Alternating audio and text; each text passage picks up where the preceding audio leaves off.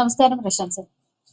കഴിഞ്ഞ ദിവസം നമസ്കാരം. ജെ സുധാകരൻ KPCC വേദിയിലെത്തി പ്രതിപക്ഷ നേതാവ് ഭയങ്കര പുകഴ്ത്തിയൊക്കെ പറഞ്ഞിട്ടുണ്ട്. ജെ സുധാകരൻ കോൺഗ്രസിലേക്ക് വരികയാണോ? എന്താണ് തോന്നുന്നത്?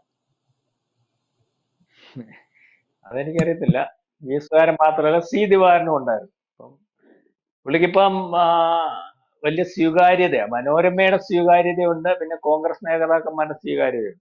ഈ കോൺഗ്രസിന്റെ ഒരു ഗതികേടെന്ന് പറഞ്ഞാൽ ആരെ വേണം അല്ലെങ്കിൽ എന്ത് ചെയ്താൽ അടുത്ത പ്രാവശ്യം അധികാരത്തിൽ വരുമെന്ന് ഇങ്ങനെ ഇല്ലേ, കാലുവെന്ത നായ എന്നൊരു പഴമൊഴിയുണ്ട്. കാലുവെന്ത നായ, ഈ തീക്കകത്ത് ചവിട്ടിയ നായെ അത് പിന്നെ നടക്കുന്ന കണ്ടിട്ടില്ലേ വെച്ചാൽ നടക്കാതിരിക്കാനും പറ്റത്തില്ല, നടന്നു കഴിയുമ്പോൾ നിരത്തി നിൽക്കാനും പറ്റത്തില്ലാത്തൊരവസ്ഥയിലാണ് ഇപ്പൊ ഈ കോൺഗ്രസും VD സതീശന്റെയും രമേശ് ചെന്നിത്തലയൊക്കെ. അതിന്റെ ഉദാഹരണമായി സെക്രട്ടേറിയറ്റ് ഒരിക്കലും അമ്മിണിയെ വെച്ച് സമരം നടത്തുന്നു. നമ്മൾ ഇന്നലെ പറഞ്ഞില്ലേ, SUCI നേതാവ് അമ്മിണി. അവർക്ക് നേതാക്കന്മാരില്ലല്ലോ. നമ്മുടെ KPCC അല്ലെങ്കിൽ KPCCയുടെയോ അല്ലെ മഹിളാ നേതാക്കന്മാരും ഒന്നും അവിടെ കാണുന്നില്ല. അമ്മിണിയാണ് ഈ നേതൃത്വം കൊടുക്കുന്നത്. ഉമ്മിണിയുടെ കൂടെ ഇപ്പം ഈ പറയുന്ന ആശമാരെല്ലാം കൂടെ നിൽക്കുന്നു. ഇത് ഇപ്പൊ സുധാകരൻ നില പറയും. സുധാകരന്റെ ഒരു പ്രശ്നം എന്ന് പറഞ്ഞാൽ നമ്മൾ എന്ത് പറയുമ്പോഴും സുധാകരൻ കോൺഗ്രസിൽ പോകുമോ പോകത്തില്ലയോ, വേണ്ടി വന്നാൽ അദ്ദേഹത്തിന് അതിനകത്ത് തീരുമാനമെടുക്കും. പക്ഷേ സുധാകരൻ വീട്ടിൽ ചെന്നിട്ട് ആ മുറിക്കകത്തോട്ട് കയറുമ്പോൾ ഒരു ഫോട്ടോ സുധാകരന് കാണേണ്ടി വരും. സുധാകരന്റെ ഒരു അനിയൻ ഉണ്ടായിരുന്നു പന്തളം കോളേജിൽ പഠിക്കുമ്പോൾ. അദ്ദേഹത്തിന്റെ പേര് ഭുവനേശ്വരൻ രക്തസാക്ഷി കുടുംബമാണ് സുധാകരൻ. അപ്പം ആ അനിയന്റെ ഫോട്ടോ വീട്ടിനകത്ത് പുള്ളി വെച്ചിട്ടുണ്ട്.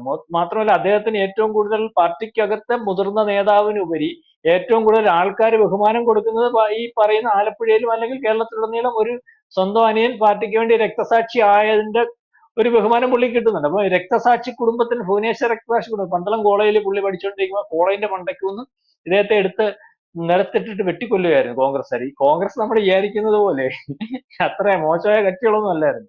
പിന്നെ ഇപ്പൊ ഈ പട്ടിയും കൊമ്പുമൊക്കെ ഉടഞ്ഞപ്പോഴായി പരിപാടിയൊക്കെ നിർത്തി. നേരത്തെ കോൺഗ്രസിനെ ഭയന്ന്, എന്റെ അച്ഛനൊക്കെ പറയുന്ന കാര്യം, എന്റെ അച്ഛനൊക്കെ വലിയ കോൺഗ്രസ്സാണ്. അപ്പം കോൺഗ്രസിനെ ഭയന്ന് ഈ നടക്കാനൊക്കത്തില്ലായിരുന്നു. കാരണം അവർ വലിയ സെറ്റപ്പ് ആയിരുന്നല്ലേ. പിന്നെ ഈ മാർക്സിസ്റ്റ് പാർട്ടി ഒളിച്ചും പാത്തും ഒക്കെ നടന്ന് അവരുണ്ടാക്കിക്കൊണ്ട് വന്ന അന്ന് കോൺഗ്രസ് എന്ന് പറഞ്ഞാൽ ഇവർ ജന്മികളുടെ ഒരു പാർട്ടിയായിരുന്നു.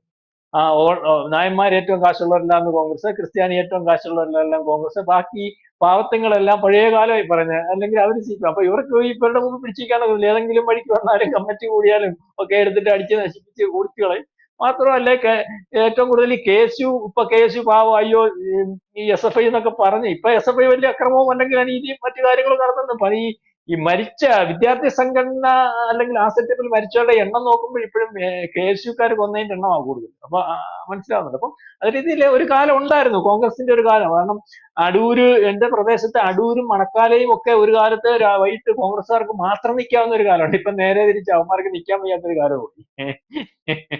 അപ്പം കാലം മാറ്റുന്ന ഞാനിപ്പോ സുധാകരൻ ഈ പറയുന്ന പറയുന്നത് പോലെ ഈ പുകഴ്ത്തൽ കണ്ട് പോകുമ്പോൾ അദ്ദേഹം ഒന്ന് ആലോചിക്കണം. കാരണം ഇപ്പം VD സതീശന്റെ ജോലി അവരെ പുകഴ്ത്തുന്നതിനകത്ത് അല്ലെങ്കിൽ അതിനകത്ത് ഒരു പ്രശ്നം ഉണ്ടാക്കിയിട്ട് രാഷ്ട്രീയ മുതലെടുപ്പ് നടത്തുന്നതിനകത്ത് ഈ വീട്ടിലിരിക്കാൻ പറഞ്ഞ 75 വയസ്സിന് ശേഷം വീട്ടിലിരിക്കാൻ പറഞ്ഞ ദിവാകരനും ഈ പറയുന്ന സുധാകരനും ഒക്കെ വേറെ വേദിയിൽ ചെന്ന് ഇരിക്കുമ്പോൾ ഈ ദിവാകരനെ എത്ര വട്ടം മന്ത്രിയാക്കിയിട്ടുണ്ടെന്നുള്ളതിനെ പറ്റി ലക്ഷ്മിക്ക് അറിയാവല്ലോ, CPI നേതാവ്.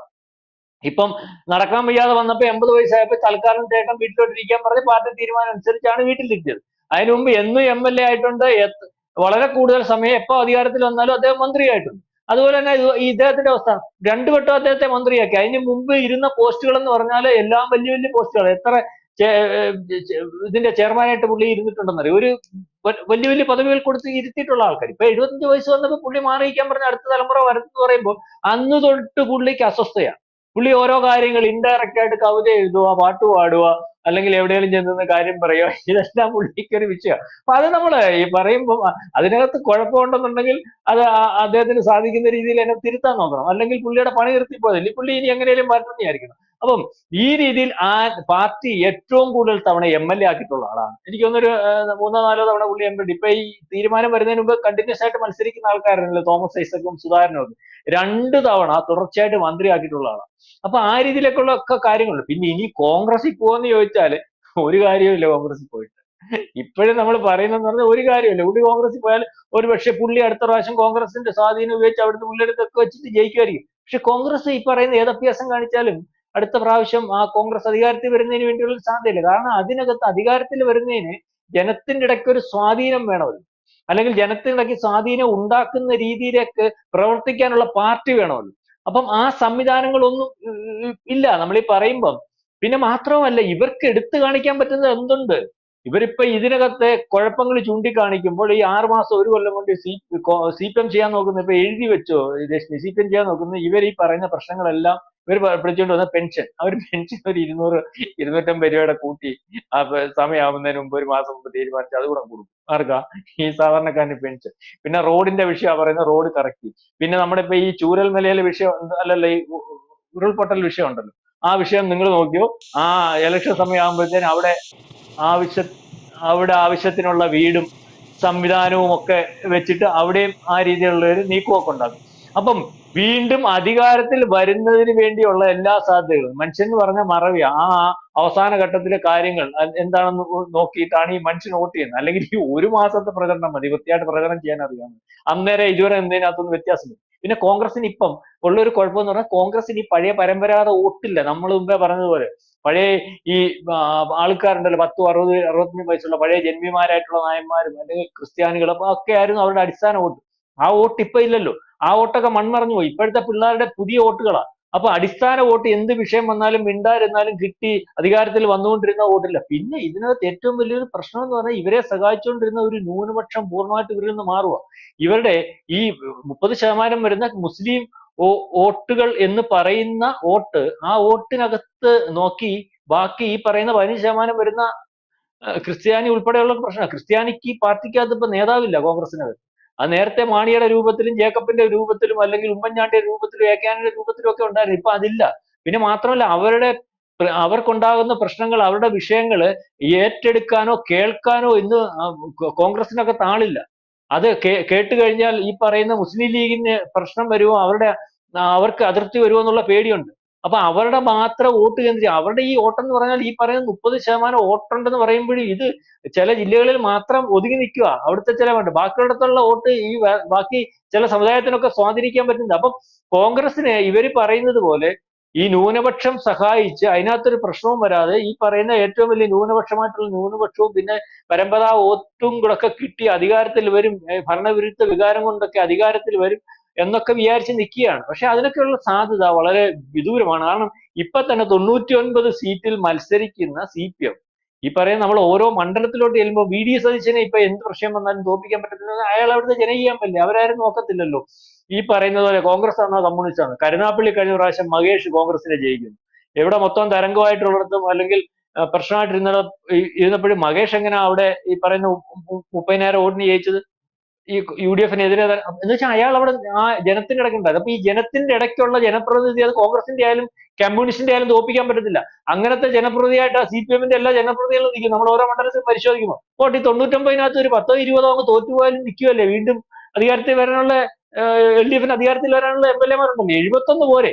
അപ്പം ഇതിനകത്ത് ഈ ഒരു കാര്യത്തിനകത്ത് വലിയ പ്രശ്നമുണ്ട്. അപ്പൊ അവര് C ദിവാകരനെയും ഈ പറയുന്ന സുധാകരനെയും ഒക്കെ പൊക്കിയെടുത്തുകൊണ്ട് വന്ന് ഈ ബിന്ദു അമ്മണിയുടെ കൂടെ നിർത്തി ആകുന്ന രീതിയിൽ അവരുടെ നേട്ടം നടക്കുക. അപ്പൊ ഈ സുധാകരൻ ഒരു കാര്യം ആലോചിക്കണം. ഈ പറയുന്നത് നമ്മൾ എത്ര പറയുമ്പോഴും അദ്ദേഹത്തിന്റെ നിലനിൽപ്പ് എന്ന് പറഞ്ഞാൽ, അദ്ദേഹത്തിന്റെ ബഹുമാനം എന്ന് പറഞ്ഞാൽ, അദ്ദേഹത്തിന്റെ രാഷ്ട്രീയം എന്ന് പറഞ്ഞാൽ ഇപ്പോഴും അദ്ദേഹം പറയുന്നത് കേൾക്കാൻ ആളുണ്ടെന്ന് പറയുന്നത്, അദ്ദേഹം ഈ CPM എന്ന് പറയുന്ന പാർട്ടിയുടെ ഭാഗമായിട്ടും സത്യസന്ധമായിട്ട് പൊതുപ്രവർത്തനം നടത്തിയ ആളായിട്ടും ഏറ്റവും നല്ല രീതിയിൽ അദ്ദേഹം എല്ലാ കാര്യങ്ങളും കൈകാര്യം ചെയ്യാൻ ഇട്ടുള്ള ആളായിട്ട് അദ്ദേഹത്തെ പറ്റി ഒരു ആക്ഷേപവും നമുക്ക് രാഷ്ട്രീയക്കാരൻ എന്നുള്ള രീതിയിൽ പറയാനൊക്കത്തില്ല. സത്യസന്ധനായിട്ടുള്ള മനുഷ്യനാണ്. ഈ രാഷ്ട്രീയം കൊണ്ട് യാതൊരു രീതിയിലുള്ള കളങ്കമുള്ള ആളല്ല. അതുപോലെ തന്നെ അറിയാമല്ലോ, മന്ത്രിയായിട്ടൊക്കെ ഇരുന്ന സമയത്ത് അദ്ദേഹത്തിന്റെ ഡിപ്പാർട്ട്മെന്റിനകത്ത് അദ്ദേഹം ചെയ്തിട്ടുള്ള കാര്യങ്ങൾ അതൊക്കെ എടുത്തു പറയേണ്ട കാര്യങ്ങളാണ്. അപ്പൊ ആ രീതിയിലൊക്കെ ബഹുമാനിക്കുന്നുണ്ട്. ഈ പറയുന്നത് പോലെ ഈ എന്തെങ്കിലും ഒരു ആവേശത്തിൽ വാഗച്ചാട്ട എന്നൊക്കെ പറഞ്ഞ് തോളെ ഷാളും ഒക്കെ ഇടുമ്പോൾ ഈ പറയുന്ന പാർട്ടിക്കകത്തുനിന്ന് വേറെ പാർട്ടിക്കകത്ത് പോയാൽ അദ്ദേഹത്തിന് പിന്നെ കിട്ടുന്ന ഒരു ഇമേജ് എന്ന് പറഞ്ഞാൽ, ഇപ്പൊ ഒരു 10, 75, 78 വയസ്സായി, അവസാനം ആരും നോക്കാനോ അല്ലെങ്കിൽ ആരും അംഗീകരിക്കാനോ ഇല്ലാത്ത ഒരു വ്യക്തിത്വമായിട്ട് അടഞ്ഞു പോകുന്ന ഒരു അവസ്ഥയിലേക്ക് വരും. അപ്പം ലക്ഷ്മി ചോദിച്ചതുപോലെ അദ്ദേഹം കോൺഗ്രസിൽ പോകുമോ, കോൺഗ്രസിൽ പോകാൻ വേണ്ടിയാണോ ആ KPCC-യുടെ പരിപാടിക്ക് പോയത്, അല്ലെങ്കിൽ ഇൻഡയറക്റ്റ് ആയിട്ട് CPM-ന് ഇട്ടിട്ട് ഒരടി കൊടുക്കാനാണോ എന്നതിനെ പറ്റി അറിയത്തില്ല. നമ്മളുടെ അഭിപ്രായം അനുസരിച്ച്, അല്ലെങ്കിൽ എന്റെ അഭിപ്രായം അനുസരിച്ച്, എന്റെ ഒരു വീക്ഷണം അനുസരിച്ച് അദ്ദേഹം കോൺഗ്രസിൽ പോകാതിരിക്കുന്നതാണ് നല്ലത്. പിന്നെ BJP പോയാൽ ഈ പറയുന്ന പെട്ടെന്നൊരു സാധ്യതയൊന്നും ഇവിടെ കാണുന്നില്ല. ഇതിനകത്ത് തന്നെ ഇരുന്ന് ഉള്ള മാന്യത കൊണ്ട് മുന്നോട്ട് പോകുന്ന ഒരവസ്ഥ വന്നാൽ ഈ പാലോളി മുഹമ്മദ് കുട്ടിക്കും അല്ലെങ്കിൽ പഴയ CPM നേതാക്കന്മാർക്കും ഒക്കെ കിട്ടുന്ന ഒരു ബഹുമാനം ഇപ്പൊ കിട്ടും. CPM-ന്റെ ഒരു വളരെ വലിയ പ്രത്യേകത എന്ന് പറഞ്ഞാൽ CPM വിട്ടുപോയാൽ എത്ര വലിയ കക്ഷിയാണെന്ന് പറഞ്ഞാൽ അവർ തന്നെ അതിനെ കൈകാര്യം ചെയ്ത് ഇതൊന്നും അല്ലായിരുന്നു എന്നുള്ള രീതിയിലേക്ക് കൈകാര്യം ചെയ്ത് വൃത്തിയായിട്ട് വിടും. ഇപ്പൊ തന്നെ പോസ്റ്റുകളൊക്കെ നോക്കിയാൽ അറിയാം അദ്ദേഹം പാർട്ടിക്കെതിരെ ഒന്നും അവിടെ ചെന്ന് പറഞ്ഞിട്ടൊന്നുമില്ല, ഇൻഡയറക്റ്റ് ആയിട്ട് ചില കാര്യങ്ങൾ പറഞ്ഞു പോന്നിട്ടേ ഉള്ളൂ. പക്ഷെ കഴിഞ്ഞ 2 ദിവസമായിട്ട് ഫേസ്ബുക്കിലും യൂട്യൂബിലും ഒക്കെ ഈ പറയുന്ന സുധാകരനെതിരെ വരുന്ന ചോദ്യങ്ങള്, സുധാകരനെതിരെ വരുന്ന നീക്കങ്ങള്, CPM-ന്റെ ഭാഗത്തു നിന്നുള്ള വെറും മെമ്പർഷിപ്പിലുള്ളവരാ നീക്കങ്ങൾ. ഇതൊന്നും സുധാകരന് ഈ ജന്മം മൊത്തം ആലോചിച്ചിരുന്നാൽ പോലും മറുപടി കൊടുക്കാൻ പറ്റാത്തൊരവസ്ഥയുണ്ട്. അതൊരു ചെറിയ നീക്കം മാത്രമാണ്. ഇത് മാസമായിട്ട് വരും. അല്ലെങ്കിൽ സുധാകരനൊന്നും അല്ല ഈ പാർട്ടി, അല്ലെങ്കിൽ സുധാകരൻ പാർട്ടിക്ക് വേണ്ടി ചെയ്തതൊന്നും പിന്നെ കാണത്തില്ല.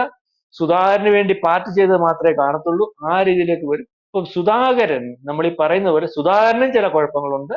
അത് നമുക്ക് അദ്ദേഹത്തിന് മോട്ടിക്കത്തില്ലെങ്കിലും അല്ലെങ്കിൽ ഈ പറയുന്ന കുഴപ്പങ്ങളൊന്നും ഇല്ലെങ്കിൽ അദ്ദേഹത്തിന് ഈ പദവിയിൽ നിന്നൊക്കെ ഒഴിഞ്ഞു മാറിയിരിക്കുന്നത് വലിയ ബുദ്ധിമുട്ടുള്ള ഒരാളാണെന്നാണ് പലപ്പോഴും ഈ പാർട്ടിക്കകത്തെ പോസ്റ്റുകളിൽ നിന്ന് മാറ്റി നിർത്തുമ്പോൾ മനസ്സിലാവും. അത് കഴിയുമ്പോഴത്തേന് ഈ വെള്ളത്തിൽ കിടക്കുന്ന മീനെ എടുത്ത് മേളി വെക്കുമ്പോൾ കിടന്ന് പിടയ്ക്കുന്ന പോലെ പുള്ളി പിടയ്ക്കും. ആ പിടച്ചിലിന്റെ ഒരു ഭാഗമായിട്ട് ഇപ്പോഴും കാണുന്നു. പക്ഷെ പിടച്ചിട്ട് കാര്യമല്ലോ, പ്രായമായല്ലോ. പാർട്ടിക്കകത്ത് ഇദ്ദേഹം ഉണ്ടാക്കിയെടുത്ത നിയമങ്ങളും പാർട്ടി ഈ പറയുന്നത് ആദ്യം എന്ന് പറഞ്ഞ തീരുമാനങ്ങളും ഒക്കെ ഉണ്ടല്ലോ. അങ്ങനെ പലരെ കൊണ്ട് തീരുമാനം എടുപ്പിക്കുന്നതിനകത്ത് മുൻപന്തി നിന്ന നേതാവാണല്ലോ സുധാകരൻ. അപ്പൊ അതൊക്കെ ഒന്ന് ഓർത്ത് പാർട്ടിയാണ് വലുത്, അല്ലെങ്കിൽ ആ തീരുമാനമായിട്ട് മുന്നോട്ട് പോകണം എന്നുള്ള രീതിയിൽ ഏതായാലും കോൺഗ്രസിൽ പോകുന്നേ പോകാം, അല്ലെങ്കിൽ കോൺഗ്രസ് അദ്ദേഹത്തെ സ്വീകരിക്കാം. അതൊക്കെ സുധാകരന്റെയും കോൺഗ്രസിന്റെയും തീരുമാനം. പോകാതിരിക്കുന്നതായിരിക്കും നന്നാവുക.